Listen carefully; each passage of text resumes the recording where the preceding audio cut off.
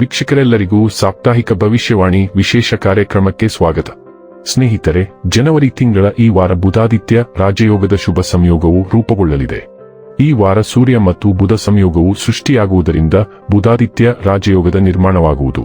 ಜ್ಯೋತಿಷ್ಯ ಶಾಸ್ತ್ರದ ಪ್ರಕಾರ ಬುಧಾದಿತ್ಯ ರಾಜಯೋಗವು ವ್ಯಕ್ತಿಗೆ ಲಾಭ, ಗೌರವ, ಖ್ಯಾತಿ ಹಾಗೂ ವೃತ್ತಿ ಜೀವನದಲ್ಲಿ ಹೊಸ ಅವಕಾಶಗಳನ್ನು ನೀಡಲಿದೆ.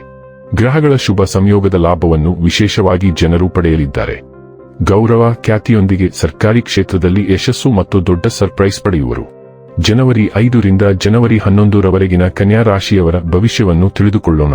ಈ ವಾರ ಕನ್ಯಾ ರಾಶಿಯವರ ಫಲಾಫಲಗಳೇನು, ಗ್ರಹಗತಿಗಳು ಹೇಗಿರಲಿವೆ, ಕೌಟುಂಬಿಕ, ಸಾಮಾಜಿಕ ಜೀವನ ಹಾಗೂ ವ್ಯಾಪಾರ ವಹಿವಾಟು ಹೇಗೆ ನಡೆಯಲಿದೆ, ಅಲ್ಲದೆ ಯಾವೆಲ್ಲ ಸಮಸ್ಯೆಗಳು ನಿಮ್ಮನ್ನು ಈ ಸಾಪ್ತಾಹಿಕದಲ್ಲಿ ಕಾಡಲಿವೆ, ಅವುಗಳಿಗೆ ಪರಿಹಾರಗಳೇನು ಎಂಬುದನ್ನು ತಿಳಿಯಲು ಈ ವಿಡಿಯೋವನ್ನು ಸಂಪೂರ್ಣವಾಗಿ ವೀಕ್ಷಿಸಿ.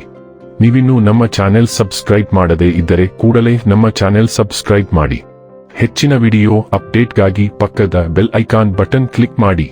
ಸ್ನೇಹಿತರೆ, ಚಂದ್ರ ರಾಶಿಗೆ ಹೋಲಿಸಿದರೆ ಕೇತು 12ನೇ ಮನೆಯಲ್ಲಿರುವುದರಿಂದ ನಿಮಗೆ ಆಸ್ತಮಾ ಇದ್ದರೆ ನಿಮ್ಮ ಇನ್ಹೇಲರ್ ಅನ್ನು ಹತ್ತಿರ ಇರಿಸಿ.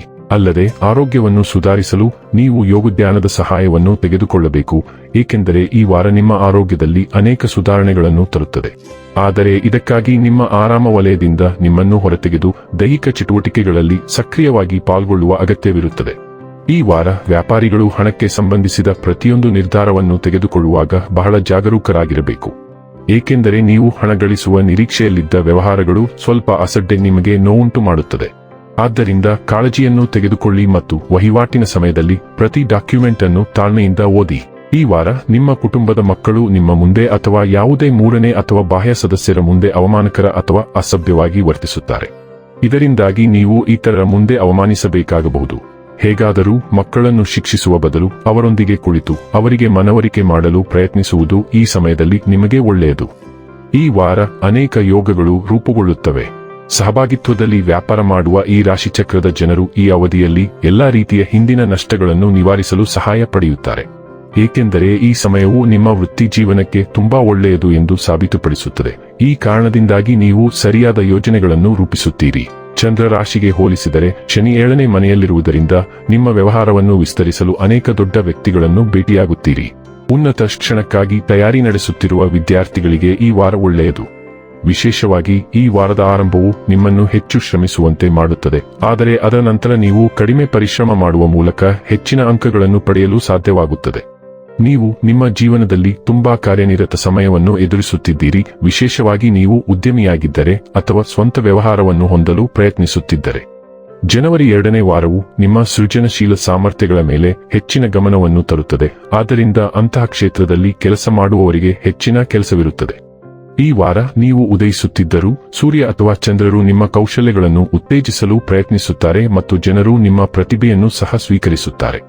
ನೀವು ಪೋಷಕರಾಗಿದ್ದರೆ ನಿಮ್ಮ ಮಕ್ಕಳೊಂದಿಗೆ ನಿಮಗೆ ಹೆಚ್ಚಿನ ಜವಾಬ್ದಾರಿಗಳಿರುತ್ತವೆ ಮತ್ತು ಅವರು ನಿಮ್ಮ ಗಮನವನ್ನು ಸಹ ಬಯಸುತ್ತಾರೆ. ನೀವು ಒಂಟಿಯಾಗಿದ್ದರೆ ಸಮಾನ ಮನಸ್ಸಿನ ಜನರನ್ನು ಭೇಟಿ ಮಾಡಲು ಸಾಕಷ್ಟು ಅವಕಾಶಗಳಿವೆ, ಆದರೆ ಇದು ಹೊಸ ಸಂಬಂಧವನ್ನು ಪ್ರಾರಂಭಿಸುವ ಸಮಯವಲ್ಲ. ನೀವು ಸಾಮಾಜಿಕ ಕೂಟಗಳಿಗೂ ಹೋಗುತ್ತೀರಿ, ಆದ್ದರಿಂದ ಈ ವಾರ ಬಹಳ ಘಟನಾತ್ಮಕವಾಗಿರುತ್ತದೆ. ಈ ಎಲ್ಲಾ ಗ್ರಹಗಳು 11ನೇ ಮನೆಯನ್ನು ನೋಡುತ್ತವೆ, ಆದ್ದರಿಂದ ನೀವು ಖಂಡಿತವಾಗಿಯೂ ಹೊಸ ಸ್ನೇಹಿತರನ್ನು ಅಥವಾ ತಂಡದ ಸಹಯೋಗಗಳನ್ನು ಪಡೆಯುತ್ತೀರಿ. ಆನ್ಲೈನ್ ಮತ್ತು ಆಫ್ಲೈನ್ ಸಂವಹನಗಳು ಹೇರಳವಾಗಿರುತ್ತವೆ ಮತ್ತು ಕೆಲವು ಗುರಿಗಳನ್ನು ಹೊಂದಿಸಲು ನೀವು ಸಾಕಷ್ಟು ತಂಡದ ಸಭೆಗಳಿಗೆ ಸಹ ಹಾಜರಾಗುತ್ತೀರಿ. ಈ ವಾರ ನಿಮ್ಮ ಲಾಭವನ್ನು ಹೆಚ್ಚಿಸಲು ನೀವು ಶ್ರಮಿಸುತ್ತೀರಿ. ಮಂಗಳ ಗ್ರಹವು 8ನೇ ಮನೆಯ ಮೇಲೆ ದೃಷ್ಟಿ ಇಡುತ್ತದೆ.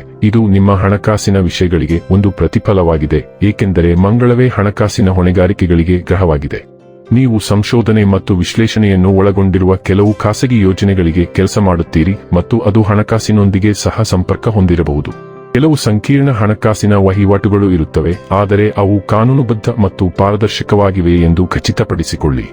ಈ ವಾರದಲ್ಲಿ ನೀವು ನಿಮ್ಮ ತೆರಿಗೆ, ಪಿಎಫ್ ಮತ್ತು ವಿಮೆ ಸಂಬಂಧಿತ ಯೋಜನೆಗಳನ್ನು ಸಹ ಪುನರ್ರಚಿಸಲು ಪ್ರಯತ್ನಿಸುತ್ತೀರಿ. ಚಂದ್ರನು ಕುಂಭ ರಾಶಿಯಲ್ಲಿ ಪ್ಲೂಟೋವನ್ನು ಚೌಕೀಕರಿಸುತ್ತಾನೆ. ಇದು ಸಂಕೀರ್ಣವಾದ ಸಣ್ಣ ಕೆಲಸಗಳನ್ನು ತರುತ್ತದೆ. ಚೌಕವು ಕಠಿಣ ಅಂಶವಾಗಿದೆ ಮತ್ತು ಇದು ತಾತ್ಕಾಲಿಕ ಹೊಟ್ಟೆಯ ಸಮಸ್ಯೆಗಳನ್ನು ಸಹ ತರಬಹುದು, ಆದ್ದರಿಂದ ನಿಮ್ಮ ಆರೋಗ್ಯವು ಮುಖ್ಯವಾಗಿದೆ. ಇನ್ನು ಕೊನೆಯದಾಗಿ ಮಾಡಿಕೊಳ್ಳಬೇಕಾದ ಉಪಾಯಗಳ ಕುರಿತು ನೋಡುವುದಾದರೆ ಪ್ರತಿದಿನ ವಿಷ್ಣು ಸಹಸ್ರನಾಮವನ್ನು ಪಠಿಸಿ. ವೀಕ್ಷಕರೇ, ಇದಾಗಿತ್ತು ಕನ್ಯಾ ರಾಶಿಯ ಜಾತಕದವರ ಜನವರಿ 5 ರಿಂದ ಜನವರಿ 11 ರವರೆಗಿನ ಫಲದ ಮಾಹಿತಿ ಇಷ್ಟವಾದರೆ ವಿಡಿಯೋವನ್ನು ಲೈಕ್ ಮತ್ತು ಶೇರ್ ಮಾಡಿ. ಹಾಗೆ ಚಾನೆಲ್ ಸಬ್ಸ್ಕ್ರೈಬ್ ಮಾಡುವುದರ ಜೊತೆಗೆ ನಿರಂತರ ವಿಡಿಯೋ ಅಪ್ಡೇಟ್ಸ್ಗಳಿಗಾಗಿ ಪಕ್ಕದ ಬೆಲ್ ಐಕಾನ್ ಕ್ಲಿಕ್ ಮಾಡಿ.